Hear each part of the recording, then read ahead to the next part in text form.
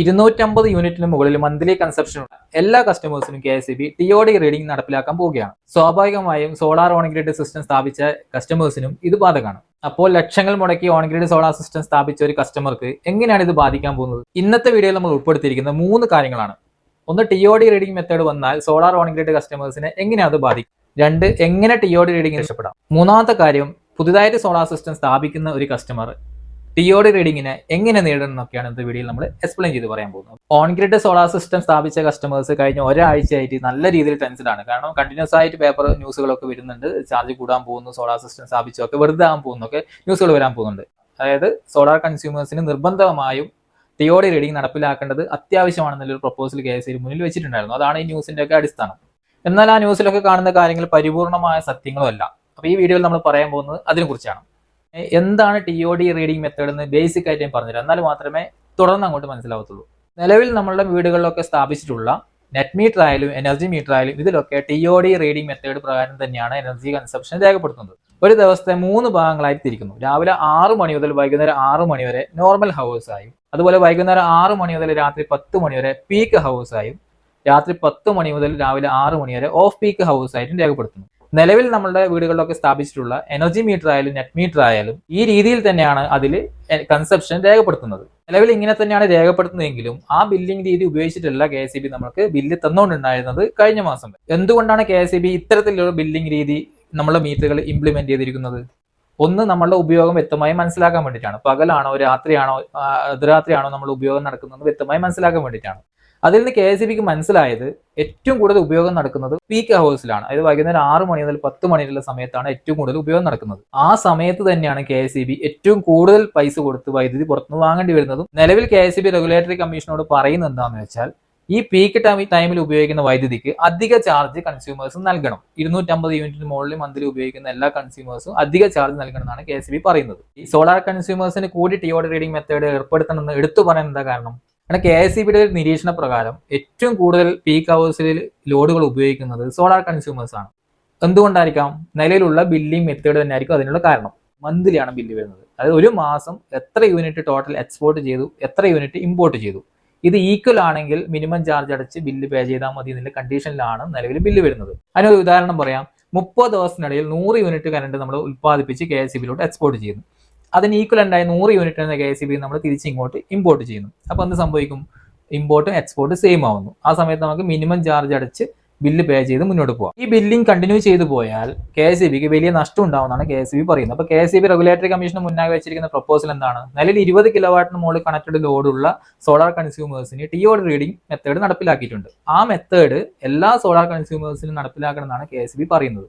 എങ്ങനെയാണ് TOD reading പ്രകാരം നിലവിൽ ബില്ല് വന്നുകൊണ്ടിരിക്കുന്നത് നമുക്ക് പരിശോധിക്കാം. ആ ബില്ലിംഗ് മെത്തേഡ് പ്രകാരം ഒരു സോളാർ കൺസ്യൂമർ 1000 യൂണിറ്റ് KSEBയിലോട്ട് എക്സ്പോർട്ട് ചെയ്യുന്നു. അവരുടെ പകൽ ഉപയോഗം കഴിഞ്ഞിട്ട് 1000 യൂണിറ്റ് എക്സ്പോർട്ട് ചെയ്യുന്നു. ഓക്കെ, അതിൽ നിന്ന് 80% യൂണിറ്റ് അവർക്ക് എന്ത് ചെയ്യുക? ഈ പീക്ക് ഹവേഴ്സിൽ തിരിച്ചു ഉപയോഗിക്കാം. അല്ലാതെ ഈ പത്രവാർത്ത കാണുന്ന പോലെ ആ സമയത്ത് ഉപയോഗിക്കുന്ന എല്ലാ വൈദ്യുതിക്കും അധിക ചാർജ് കൊടുക്കണം എന്നല്ല KSEB നിലവിലുള്ള TOD റീഡിംഗ് മെത്തേഡിൽ പറയുന്നത്. 80% വരെ ഈ പീക്ക് ഹവേഴ്സിൽ തിരിച്ചു ഉപയോഗിക്കാവുന്നതാണ്. ആ 80% കഴിഞ്ഞ് വരുന്ന യൂണിറ്റിനാണ് ഈ 125% പേ ചെയ്യേണ്ടി വരിക. ഇതേ ബില്ലിംഗ് മെത്തേഡാണ് ഗാർഹിക ഉപഭോക്താക്കൾക്കും KSEB നടപ്പിലാക്കാൻ ശ്രമിക്കുന്നത്. അത് നടപ്പിലാക്കൽ എങ്ങനെ വരും നമുക്കൊന്ന് പരിശോധിക്കാം.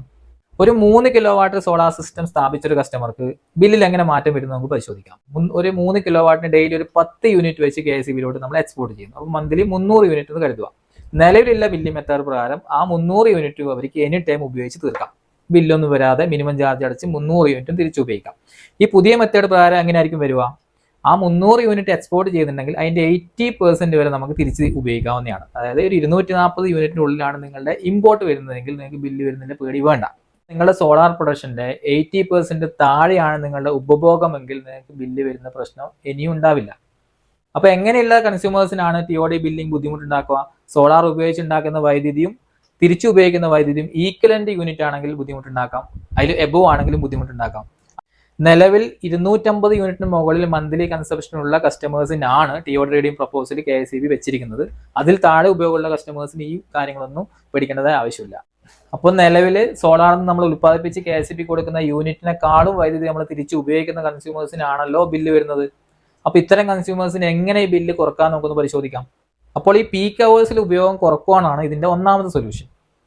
അതായത് നമ്മൾ induction cooker, motor, washing machine, AC പോലത്തെ ഉപകരണങ്ങൾ ആവുന്നതും ഈ വൈകുന്നേരം 6-നും രാത്രി 10-നും ഇടയിൽ ഉപയോഗിക്കാതിരിക്കും. 10 മണിക്ക് ശേഷമുള്ള ഉപയോഗം ഓഫ് പീക്ക് അവേഴ്സ് ആണ്, വൈദ്യുതി ചാർജ് കുറവാണ്. അപ്പം നിങ്ങളുടെ AC, വാഷിംഗ് മെഷീൻ ഇങ്ങനെയുള്ള പവർ കൂടിയ ഉപകരണങ്ങൾ എന്ത് ചെയ്യാം, നിങ്ങൾ രാത്രി 10 മണി മുതൽ രാവിലെ നിങ്ങൾ ഉപയോഗിക്കാം, അല്ലെങ്കിൽ ഡേ ടൈം ഉപയോഗിക്കാം. നിങ്ങൾ ഈ പീക്ക് ടൈമിലുള്ള വൈദ്യുതി മാക്സിമം കുറച്ച് കഴിഞ്ഞാൽ തന്നെ ഈ ബുദ്ധിമുട്ട് പരിഹരിക്കാം.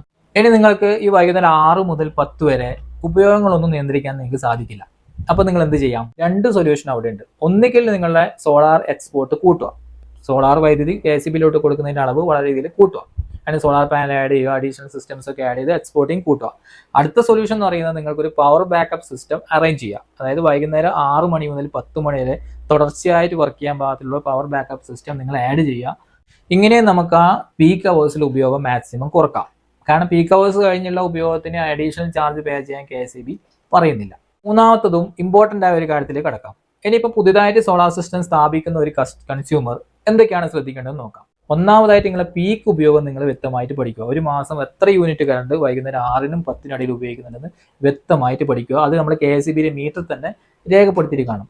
രണ്ടാമതായിട്ട് സോളാർ സിസ്റ്റം സ്ഥാപിക്കുന്ന എല്ലാ കസ്റ്റമറുടെ ഒരു രീതിയാണ്, നിങ്ങൾ സോളാർ സിസ്റ്റം സ്ഥാപിക്കുന്നതിന് മുന്നേ നിങ്ങളുടെ മന്ത്ലി ഉപയോഗം 100 യൂണിറ്റ് ആയിരിക്കും. പലരും ഇത് സ്ഥാപിച്ച ശേഷം ഉപയോഗം കൂട്ടാൻ ആഗ്രഹിക്കുന്നുണ്ടാവും, പക്ഷേ ഈ ഇൻസ്റ്റാളേഴ്സിൻ്റെ അടുത്ത് ഇത് ഷെയർ ചെയ്യത്തില്ല. ഈ 100 യൂണിറ്റ് നിങ്ങളുടെ ഉപയോഗം എന്നുള്ള ബില്ല് നിങ്ങൾ കാണിച്ചു കൊടുക്കും, അതിന് ഈക്വലൻ്റ് ആയിട്ട് സോളാർ സിസ്റ്റം സ്ഥാപിക്കും. അത് പിന്നീട് വലിയ ബുദ്ധിമുട്ടാവും. അപ്പോൾ നിങ്ങൾ സോളാർ സിസ്റ്റം സ്ഥാപിക്കുന്നതിന് മുന്നേ തന്നെ നിങ്ങളുടെ ഭാവിയിൽ ഉണ്ടാവുന്ന എനർജി ഉപയോഗങ്ങൾ എന്തൊക്കെയാണെന്ന് കൂടി പഠിച്ചിട്ട് അതിന് ഈക്വലൻ്റ് ആയിട്ട് തന്നെ സ്ഥാപിക്കും. അതായത് നിങ്ങളിപ്പോൾ നിലവിൽ 100 യൂണിറ്റ് ഉപയോഗിക്കുന്നത് സോളാർ ചെയ്ത ശേഷം എനിക്ക് ഒരു 150 യൂണിറ്റ് ഉപയോഗിക്കേണ്ടതായ സിറ്റുവേഷൻ വരും നിങ്ങൾ എക്സ്പെക്ട് ചെയ്യുന്നുണ്ടെങ്കിൽ 150 യൂണിറ്റിന് ഈക്വലൻ്റ് ആയത് സ്ഥാപിക്കുന്നതിന് പകരം ആ 150 പ്ലസ് ഈ TODയുടെ ബുദ്ധിമുട്ടൊക്കെ മാറിപ്പോകാൻ വേണ്ടി 200 യൂണിറ്റ് എക്സ്പോർട്ട് ചെയ്യുന്ന രീതിയിലുള്ള സോളാർ സിസ്റ്റം സ്ഥാപിക്കുക. എന്നാൽ എന്താ, ഇങ്ങനെയുള്ള പ്രശ്നങ്ങളൊക്കെ വന്നാൽ നമുക്ക് അതിൽ നിന്ന് ഓവർകം ചെയ്യാൻ പറ്റും. അപ്പോൾ ഇൻസ്റ്റാളേഴ്സിന് നിങ്ങളുടെ ഭാവി ഉപയോഗങ്ങളും നിലവിലുള്ള ഉപയോഗങ്ങളും വ്യക്തമായി പറഞ്ഞു കൊടുത്തിട്ട് മാത്രം സോളാർ സിസ്റ്റം സ്ഥാപിക്കുക. അപ്പോൾ പത്രവാർത്തകൾ മാത്രം കണ്ട് ഏതായാലും നിങ്ങൾ ഭയപ്പെടേണ്ട ആവശ്യമില്ല. KCB അത്ര വലിയൊരു പണിയൊന്നും നിങ്ങൾക്ക് തരാൻ പോകുന്നില്ല. നെറ്റ് മീറ്ററിംഗ് സിസ്റ്റം ഉള്ളത്രയും കാലം നിങ്ങൾക്ക് വലിയ രീതിയിൽ ബുദ്ധിമുട്ടുകളൊന്നും ഫേസ് ചെയ്യാൻ പോകുന്നില്ല. ഇത്രയും ചെറിയ ചെറിയ നിബന്ധനകളൊക്കെ എന്തായാലും വരുന്നതാണ്. നിലവിൽ റെഗുലേറ്ററി കമ്മീഷന്റെ ടേബിളിലാണ് ഇപ്പോൾ അതിന് പ്രപ്പോസൽ ഇരിക്കുന്നത്. അത് എങ്ങനെയാണ് നടപ്പിലാക്കുക എന്നുള്ള വരും ദിവസങ്ങളിൽ നമുക്ക് മനസ്സിലാക്കാം.